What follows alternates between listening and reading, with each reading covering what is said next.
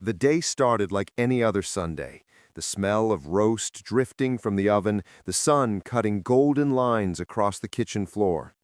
But beneath that calm, an invisible storm was brewing. Dad's fingers stabbed the air at me, trembling with fury. His voice, harsh and sharp, seemed to split the room in two. "Return the $50,000 or don't come back." My sister, standing beside him, leaned in with a smile that didn't reach her eyes, venom laced in every word. "You took Mom's money. Everyone knows it." I felt a chill run down my spine. My heart beat faster, but outwardly I remained calm. I didn't flinch. I didn't argue. I simply let the words sink, heavy as lead in the air between us. Betrayal is strange that way. It always wears the face of those you trust most. You don't see the knife coming, and when it strikes, the wound goes far deeper than the money or the lies. It cuts at the foundation of everything you believed about family. They thought I was trapped, me, the loyal son, the dependable sibling. But unlike them, I had been watching, listening, taking mental notes, quietly preparing.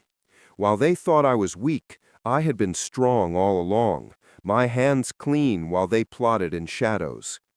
Dad always called me the backbone of the family. Mom often slipped me quiet thanks when I covered bills she couldn't handle. My sister had leaned on me through heartbreaks, failed jobs, and broken relationships. Trust was my currency. I spent it freely, until the $50,000 vanished. Mom's life savings gone, and the assumption fell instantly on me. The accusations start. At first, the blame was subtle. A receipt in her purse, a withdrawal that didn't make sense. Small things, almost laughable in isolation, but accumulating like dark clouds before a storm. I didn't scream, I didn't cry. I observed. I collected evidence, screenshots, bank statements, dates and times. Everything recorded meticulously. Not by me, but the one pointing the loudest finger. Dad, he was blind. Or perhaps he was simply willing to believe the easiest story. The son had failed, not the daughter. Every night I replayed her every move. In my mind, the way she avoided my gaze, the defensiveness whenever the word bank surfaced, the lies wrapped in her sweet, practiced smile. And yet she had no idea I had been watching. The inner storm. Weeks passed. Every interaction in the house was a minefield. Each word, each glance carried the potential for explosion. I felt the anxiety coiled tight in my chest, but I never let it show. Outwardly calm, inwardly storming, I prepared. Every document collected, every slip, every transfer, carefully logged, each one a silent dagger waiting to strike. Patience was key. Anger burns quickly, but strategy lingers, and I had learned that patience is the weapon betrayal never expects. The setup. Sunday dinner arrived. The aroma of roast filled the air, but it couldn't mask the tension. Dad's eyes narrowed. My sister's smirk told me she was confident, smug, thinking she had already won. I bided my time, waiting for the right moment. Every second stretched, each heartbeat amplifying the suspense. The right timing would be everything. One wrong move, and the opportunity would vanish forever. And then I moved. Slowly, deliberately. I slid the teller slips across the counter. Neat, precise. Her signature. Her withdrawals.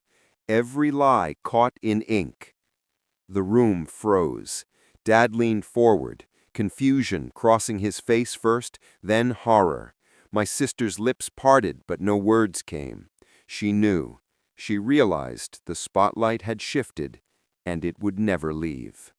I thought of Mom as I watched them. How she had trusted me, relied on me. How she had quietly relied on my sense of responsibility. And now, her daughter, the one she cherished, had betrayed not just me, but the family's trust. The weight of it settled on my shoulders. Not anger, not bitterness, but a solemn clarity. This wasn't about revenge. It was about truth, patience, and justice. I thought about every time I had covered mistakes, paid bills silently, smoothed over conflicts. All that effort, all that quiet sacrifice now became my shield. My sister had miscalculated, believing arrogance and deceit could outmaneuver integrity. She was wrong. Extended suspense moments. I watched Dad as he scrutinized the papers. His expression shifted from confusion to disbelief, horror, and finally reluctant acceptance.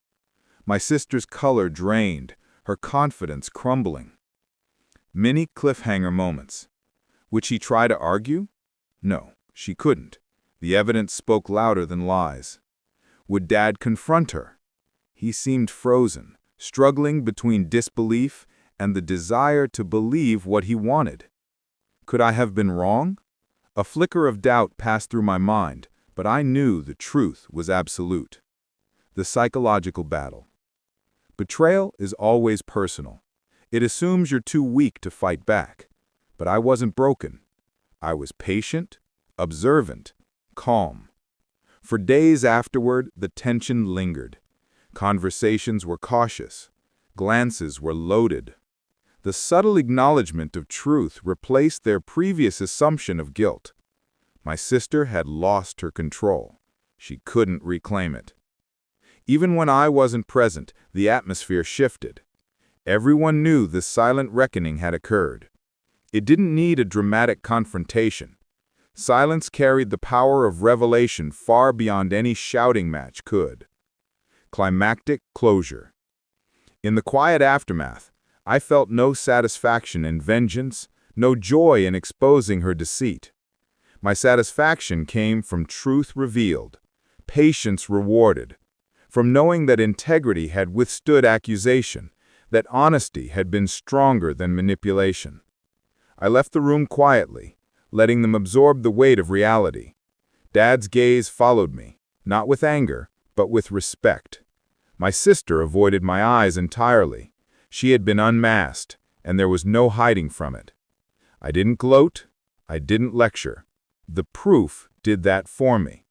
Every piece of evidence, every careful step I had taken, had spoken for itself.